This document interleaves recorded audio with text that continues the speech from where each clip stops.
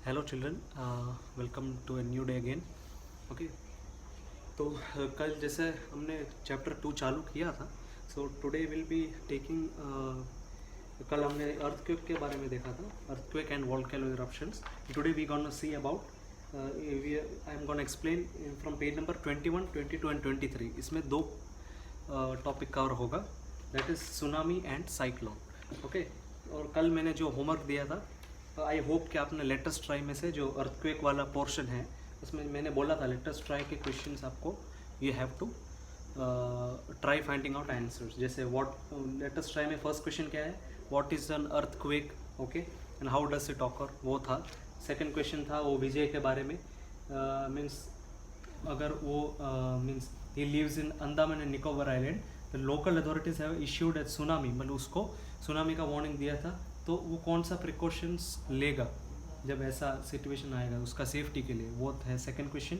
And third question है true और false. Okay, तो ये इसमें ट्रू और फॉल्स में फर्स्ट, सेकंड और थर्ड, ए बी एंड सी, ये अपने टॉपिक रिलेटेड, जो कल का टॉपिक रिलेटेड क्वेश्चंस था। फोर्थ क्वेश्चन तो वो तो आज कवर होगा, सुनामी के रिलेटेड है, वो तो आज कवर होगा, लेकिन फिर भी मैंने जितना पोर्शन के रिलेटेड जितना लेटेस्ट ट्राई था वो मैंने आपको होमवर्क में दिए थे। I hope you might have tried, you have tried your best, so try finding out the answers. तो मैं आपको आंसर्स तो बाद में दूंगा, लेकिन you have to try yourself. मैं आपको थोड़ा हेल्प भी करूँगा उसके आंसर्स, लेकिन वो आज का टॉपिक के बाद, ठीक है। या सो उससे पहले मेरे को एक बात बताना है, सेकेंड चैप्टर की और आज का टॉपिक की ओर जाने से पहले मैं आपको पहले सही से समझा दूँ। एंड स्पेशली डियर पेरेंट्स, मैंने चैप्टर 1 के आपके बुक्स और वर्कशीट्स मेरे को मिले थे, तो उसमें कई बच्चों ने क्या किया है, मतलब वर्कशीट में भी कुछ नहीं लिखा है और क्लास वर्क में भी किसी ने कुछ लिखा ही नहीं है। ऐसे ज़्यादा केसेस है, ज़्यादातर बुक ऐसा मेरे को मिला।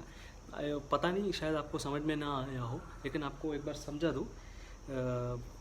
सेकेंड चैप्टर में अभी जैसे जाऊंगा ना, मैंने बताया था बुक ए में जितना लेटेस्ट ट्राई के क्वेश्चन आंसर्स है वो पूरा लिखना है, एंड बुक बी के जितने क्वेश्चन आंसर्स है जो मैंने लिखवाया था, आपको दिया था मैंने आंसर्स, वो बुक बी के भी क्वेश्चन आंसर्स आपको क्लास वर्क में लिखना है। ये दोनों आपको लिखना ही था।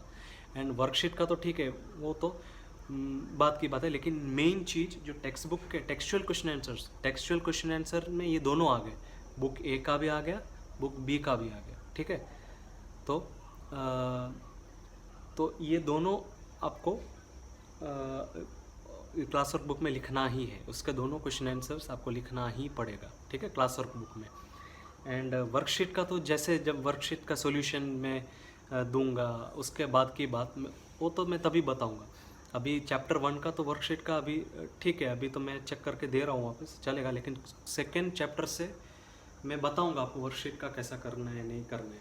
लेकिन ये खास ध्यान रखिए, टेक्स्ट बुक में जितना लेटेस्ट ट्राई वाले क्वेश्चंस है पार्ट बुक ए में और बुक बी के जितने क्वेश्चन आंसर है, ये दोनों तो आपको क्लास वर्क बुक में लिखना ही है। Okay, it's very important that you have to write down. Okay, so लेकिन आई होप आप समझ गए। तो let's without getting much time, let's get started for chapter 2। आज का हमारा टॉपिक जैसे मैंने बताया, आज हम देखेंगे पेज नंबर 21, 22 और 23, और इसमें दो टॉपिक कवर होगा, वो है tsunami and cyclones. Okay, so let's get started. Okay children, as तो कल हमने यहाँ तक देखा था वोल्केनो इरप्शन के बारे में। So today we gonna see, जैसे मैंने बताया, so this 21, 22 and 23, that is tsunami, we gonna cover tsunami and cyclones. Okay, तो let's get started. See what is that tsunami. तो tsunami is a Japanese word, ये Japan का एक Japanese word है, ठीक है। Meaning what, a harbour wave. So जैसे tsunami का नाम कैसा पड़ा, सू, दैट इज़ TSU, उसका मतलब है हार्बर, एंड नामी का मतलब है वेव, दैट इज सुनामी। तो tsunami is a kind of, it's a word और it's a Japanese word. Okay, and harbour means वो ऐसा एक जगह है जहाँ पे शिप बंधे जाते हैं, जैसे ओशंस, और उसमें ज़्यादा बड़ा वेव से शिप को बचाने के लिए ऐसे एक जगह पे ये शिप्स वगैरह बांध के रखते हैं, उसको हार्बर कहते हैं, ठीक है, that is harbour. So the tsunami is a Japanese word meaning harbour. सो सुनामी का मतलब क्या है? Harbour wave. Okay, so that is the meaning of that. And tsunami is a series of giant waves formed in seas and oceans that hits a coastal areas.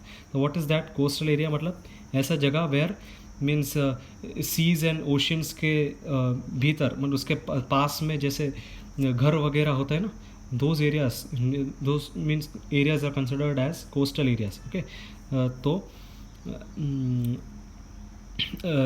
It is kind of a series giant waves. जैसे आप यहाँ पे figure में you can see that, you can see this figure, जैसे ये यहाँ इतना बड़े बड़े जाइंट वेव्स है, ठीक है. They are been they have been covering the whole this. So this kind of we can say it's a coastal area. तो मतलब ये समंदर के सामने वाला जगह है, ठीक है. सो ऐसे जगह को जब ये जाइंट वेव्स हिट करते हैं, that is known as tsunami.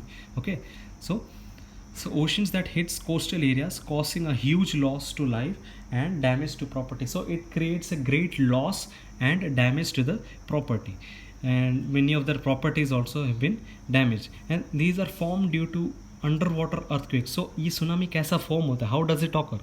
Yeah, it occur that you can see, you can underline that it's a main point. So these are formed how? It is formed due to underwater earthquakes or volcanic eruptions and travel in all directions from the place of origin. जहाँ से शुरू होता है, ठीक है. तो these are formed due to underwater, water के मतलब सीज के नीचे जो अंडर वाटर है, वहाँ का जो अर्थक्वेक जब होता है तब ये वेव सारे उठ जाते हैं. ओके, एंड या so but this by this under water earthquakes and volcano eruptions. जैसे हमने कल देखा था कि वॉल्केनो इरप्शन कैसा होता है, they can occur due to, it can activate. जैसे वॉल्केनो इरप्शन होता है तो अर्थक्वेक भी होता है, एंड सुनामीज को भी वो वेलकम करता है. मीन सुनामीज भी आ सकता है वॉल्केनो इरप्शन की वजह से. द सेम वे जैसे यहाँ पे बताया that these are formed due to underwater earthquakes and also volcanic eruptions. When volcanic eruptions होता है at that time also the tsunami can be occurred. There is a chance of that. So when it occurs at that time what happens, it travels in all पूरा direction में ये फैल जाता है ये पूरा tsunami from place of origin. जहाँ से शुरू होता है वहाँ से वो एरिया पूरा कवर कर लेता है, मतलब एक भी एरिया छूटता नहीं है. सो the tsunami is means the giant waves just move on all the directions, सारे डायरेक्शंस को कवर कर लेता है. मीन्स एक भी जगह छोड़ता नहीं है. इतना बड़ा वेव्स होता है ये समंदर के, इतना बड़ा लहरें होता है, ठीक है. So this is kind of you can see that इतना बड़ा लहरा होता है ना कि ऊपर से पूरा सिटीज़ के ऊपर से वो कवर कर लेता है. It damages the whole society, the whole और ऑल द कोस्टल एरियाज. वो एरिया के आजू बाजू में जितने घर, जितने छोटे छोटे घर है, जितने रहने वाले सारे बर्बाद हो जाते हैं, ठीक है. Means many of the people में lose their life. And tsunami waves carry large amounts of water and can completely they can completely wipe out मतलब can wash away, it washes away the cities, towns and village near coastal. जो जैसे मैंने बताया coastal area के आजू बाजू में जितने सिटीज़ है, जितने टाउन्स है, जितने विलेजेस है, सारे बर्बाद हो जाते हैं ये सुनामी की वजह से. Tsunami waves carry because why it has a large amount of water. इतना बड़ा लहर होता है, मीन्स इट हैज़ लहर मतलब the waves has large amount of water. इतना ज़्यादा पानी, बड़ा पानी का हाइट होता है, means it can completely wipe out, मतलब वॉश अवे. वाइप आउट का मतलब क्या होता है? It washes away the entire cities, towns and villages near coastal areas. So this is kind of example of tsunami. तो इसको सुनामी कहा जाता है. कैसा ओकर होता है? By the volcanic eruptions and also by under water earthquake. And let's see, इधर यहाँ पे एक एग्जाम्पल दिया है. What was that? ऑन 26 दिसंबर 2004 को a strong underwater earthquake near the west coast of Sumatra in Indonesia turned into a huge tsunami. So in 2004 at 26 December what happened was there was a earthquake, underwater earthquake took place. And तो क्या हुआ था, the west coast area, वहाँ पे near by coastal areas में क्या हुआ था, और सुमात्रा इन इंडोनेशिया एक जगह है वहाँ पे, it turned into a huge tsunami. तो क्या हुआ था, it became a large tsunami. तो जैसे वहाँ पे कैसे, उसका कारण क्या था? Due to underwater earthquake. जैसे कोई भी एक ओशियन में उसके अंडर वाटर में एक अर्थक्वेक हुआ, means that came to what, that resulted into what, a great giant waves started to cover the entire Sumatra. Matlab Sumatra was a place over there in Indonesia. So it was kind of a huge tsunami. It was considered a huge tsunami took place, and these waves rose to a height of, वो wave का height क्या था, मतलब जैसे ये wave यहाँ पे दिखता है, ये इसका हाइट है ना, इसका हाइट बहुत ज़्यादा है, तो उसका हाइट कितना था, जो जहाँ पे इंडोनेशिया में जो हुआ था उसका हाइट था 30 metres, and it hit the coastal areas of 11 countries. तो 11 कंट्रीज, जैसे अपने इंडिया तो एक कंट्री है, तो वो एरिया में जितने कंट्रीज है, इंडिया जैसे जितने कंट्रीज थे वो एरिया में, those 11 countries were being line around the Indian ocean. तो इंडियन ओशन के भीतर जितने कंट्रीज थे, all those countries were just washed away. It was just been we can say wiped out. जैसे यहाँ पे it was been washed away. इतना ज़्यादा बड़ा वेव था, सुनामी था वो. 11 countries were been destroyed, which were around the Indian Ocean. And this tsunami killed more than one. ये सुनामी की वजह से कितने लोग मरे थे? 1 lakh people died due to this, and left many people were been injured, और कोई किसी लोगों को उनका घर भी नष्ट हो गया. Means they were homeless also. So this was, you can underline this, on 26 December 2004, strong underwater earthquake in the west coast of Sumatra in Indonesia turned into a huge tsunami. Means that was of height of, it was a height of 30 meters and hit the coastal areas of 11 countries lying around the Indian Ocean. Okay, that was kind of a tsunami. Now let us see the fact. ये fact क्या बताता है? See, you have to see the study of volcanoes, lava, magma and related process is known as volcanology. So you have to underline, ये underline करना, ठीक है? See, the study of volcano, lava, magma and the related process. जो ये process का जो study होता है, those processes are known as what? Volcanology. जो volcanology जो पढ़ता है, they will get to know about the study of volcano, the lava, magma. इसके बारे में उसको आइडिया ज़रूर होता है जो वोल्केनोलॉजी पढ़ता है, ठीक है. So that is what the fact says, ठीक है. नाउ जैसे मैंने लेटेस्ट ट्राई बताया था, इसके क्वेश्चंस में इसके बाद मैं आपको ये तो चैप्टर के बाद मैं आपको बताऊंगा, इसके आंसर्स मैं चैप्टर के बाद दूंगा, ठीक है.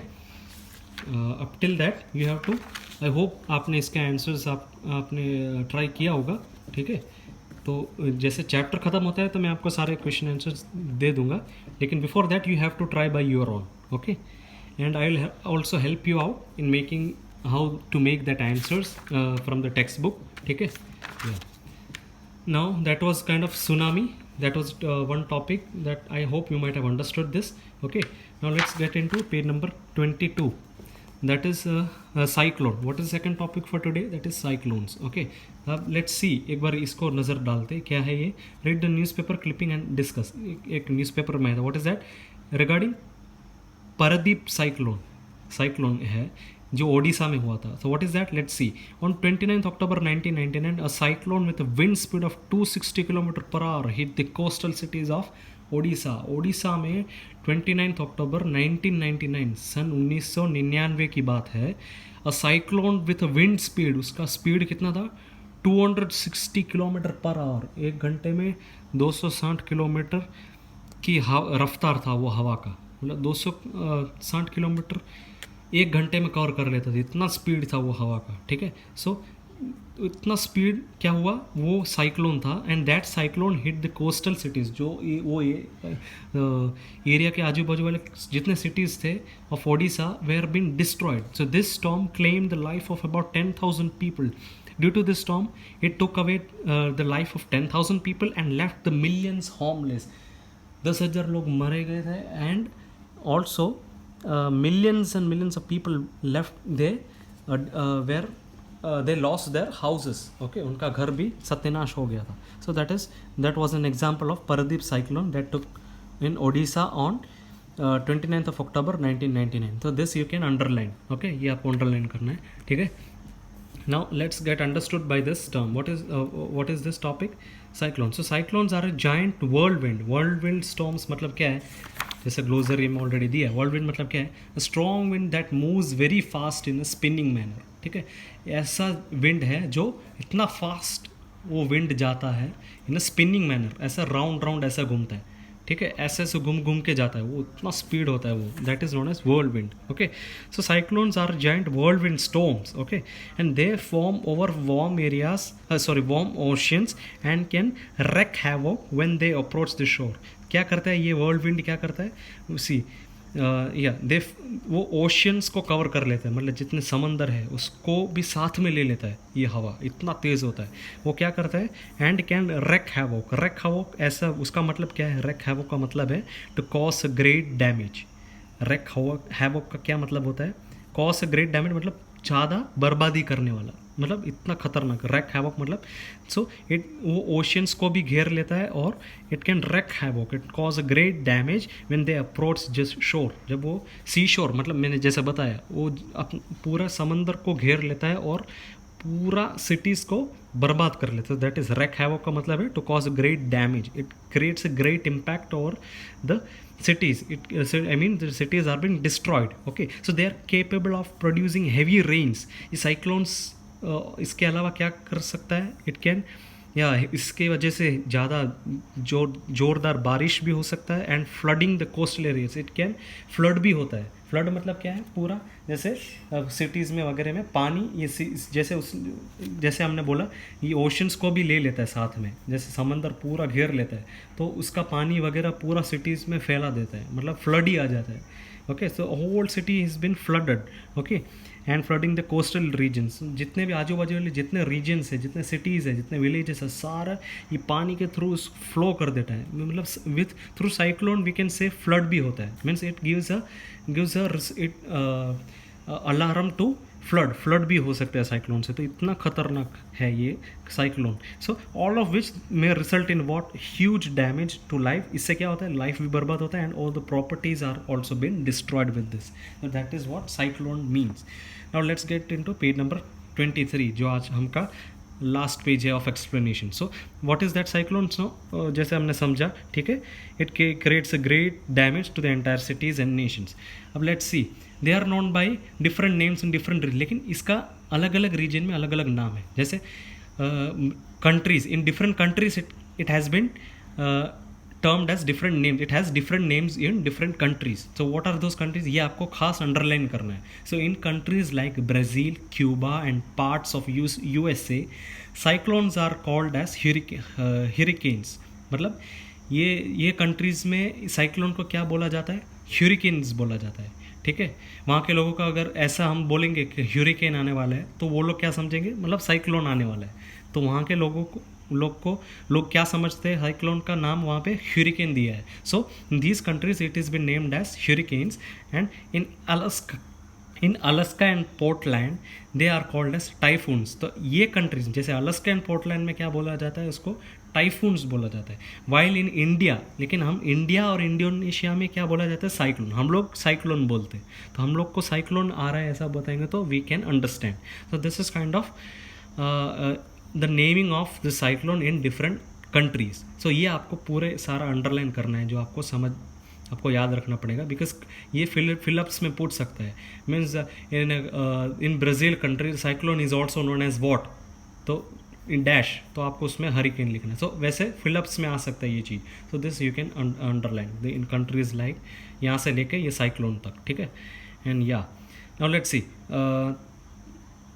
So people living in cyclone prone areas should take preventive measures like listening to cyclone alerts on TV and radio. So जो कोस्टल एरियाज मतलब जो समंदरी एरिया के नियर बाय जो रहते हैं वो लोगों को क्या ध्यान रखना पड़ेगा, उन लोगों को क्या करना पड़ेगा, they should listen to the cyclone का अलर्ट न्यूज़ में वगैरह में, टीवी में, रेडियो में वगैरह आता है. ठीक है, so they have to listen to this. उन लोग को ये उसके बारे में जानकारी होना ज़रूरी है. मतलब उनको जब अलार्म दिया जाएगा कि साइक्लोन आने वाला है, सो तो those people those are living nearby those coastal areas, और ये साइक्लोन होने का चांसेस वाले जगह जितने भी हैं वैसे जगह में ये लोगों को, जितने भी लोग रहते हैं उन लोगों को क्या करना पड़ेगा, they should be alert, they should be aware of listening to TVs and radios for what, to get the idea of or the alarm of this cyclone. To get the cyclone alerts, जैसे कि cyclone आने वाला है कि नहीं, वैसे उन लोग को टीवी और रेडियो उनको सुनते रहना पड़ेगा. They should have that kind of awareness.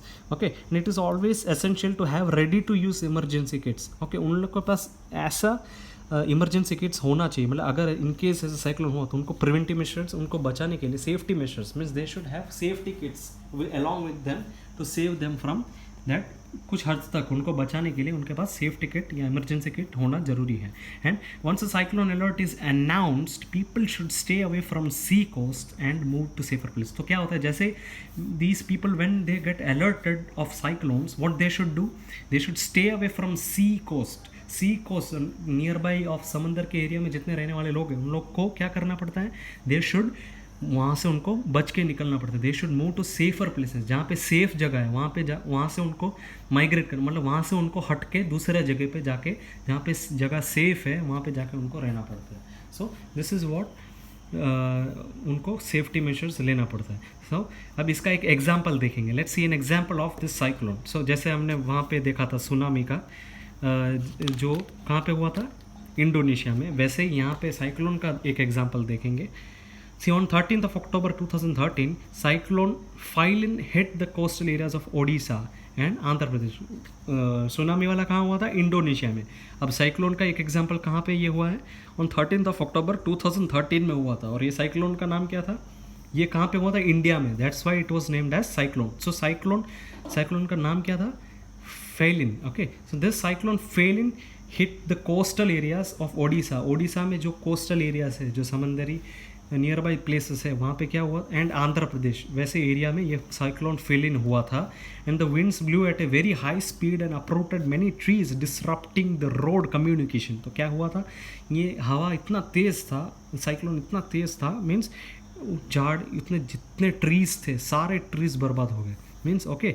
And road communication, जितने रोड्स वगैरह थे सारे रोड्स डैमेज हो गए थे. Okay, so this was kind of the speed of Phailin. Okay, now timely mass evacuation by NDRF, या फिर एनडीआरएफ के full form, this you can have to underline. NDRF मतलब क्या है, उसका फुल फॉर्म क्या है, नेशनल डिजास्टर रिस्पॉन्स फोर्स. मतलब ये वैसे लोग हैं जो ऐसा डिजास्टर होता है ना, साइक्लोन, फ्लड, ऐसा वगैरह में ये लोग, ये एक डिपार्टमेंट है, मतलब एक फोर्स है जो इन लोगों को बचाता है ऐसे टाइमों में. So this is kind of natural disaster response force. उसको एब्रीवेटेड फॉर्म क्या है, NDRF, that is national disaster response force. Okay, so ऐसे लोगों ने क्या हुआ था, the timely mass evacuation. Evacuation का मीनिंग क्या है, जैसे यहाँ पे दिया है, या shifting a group of people from one place to another. Evacuate किया गया था. इवैक्यूएट मतलब क्या है, to make people move from one place to another. एक झुंड लोगों को एक जगह से दूसरे जगह पे लेके जाने को क्या बोलते हैं, इवैक्यूएशन बोलते हैं. सो ये एनडीआरएफ के जितने टीम फोर्स वाले टीम थे, वो टीम ने क्या किया था, जब ये फाइलिन हुआ था कहाँ पे, ओडिशा एंड आंध्र प्रदेश में, तब क्या हुआ था, दीज पीपल सेव्ड, दे उन्होंने क्या किया, इवैक्यूएशन किया. मतलब सर्टेन लोगों को एक जगह से दूसरे जगह, सेफ जगह पे उन लोगों को जाके बचाया. मतलब ऐसे उन लोगों ने कितने लोगों को बचाया, they saved around lakhs of lives. Okay, so timely mass evacuation was carried out by NDRF team, that is National Disaster Response Force, and they saved lakhs of lives. Okay, so this is what the cyclone mean. हम एक बार ये fact भी देख लेंगे, क्या है ये fact, क्या बताता है. Cyclonic storms not only occurs on earth, they also occur in Mars and Neptune. तो ये आपका एक जानकारी के लिए क्या है, साइक्लोनिक स्टॉर्म सिर्फ अर्थ में नहीं होता है, बल्कि दूसरा प्लैनेट में भी होता है. कौन सा प्लैनेट्स में होता है, मार्स में भी होता है, नेपट्यून में भी साइक्लोन्स होता है. Okay, this is kind of an information for you. So today's topic will keep up to. So जैसे हमने आज 2 टॉपिक देखा, that is tsunami and also cyclone. I hope आपको समझ में आया. ओके, एंड जैसे कल मैंने आपको होमवर्क दिया था, you have to try finding out this from earthquake in volcanic eruptions में से this let us try 21 and 22. वैसे ये टॉपिक के बाद मैं आपको बताता हूँ पेज नंबर 23 एंड 24 में से जो लेटर्स ट्राई है. अब ये टॉपिक रिलेटेड जितने लेटर्स ट्राई के क्वेश्चन है, that you have to try to find out what is that, what is a cyclone. जैसे वो तो आपको यहाँ से मिल जाएगा.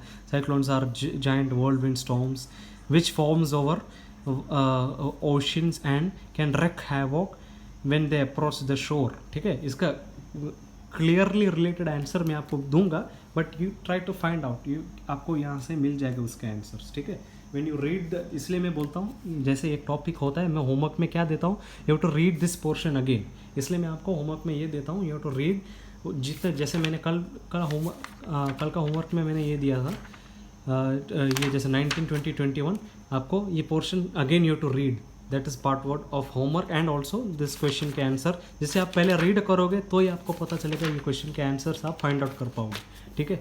ये क्वेश्चन तो आप अपने आप लिख सकते हो बाय योर आइडिया। बाद में मैं तो जैसे चैप्टर ख़त्म होता है I will provide the answers, ठीक है, वो तो जब जैसे चैप्टर ख़त्म होता है तब, but up till then for homework purpose you can find out the after, but before that make sure पहले आपको ये रीड कर लेना है 2-3 बार, जितनी बार समझ आए आपको, और 2-3 बार, जब तक आपको समझ ना आए तब तक आपको you have to read this portion.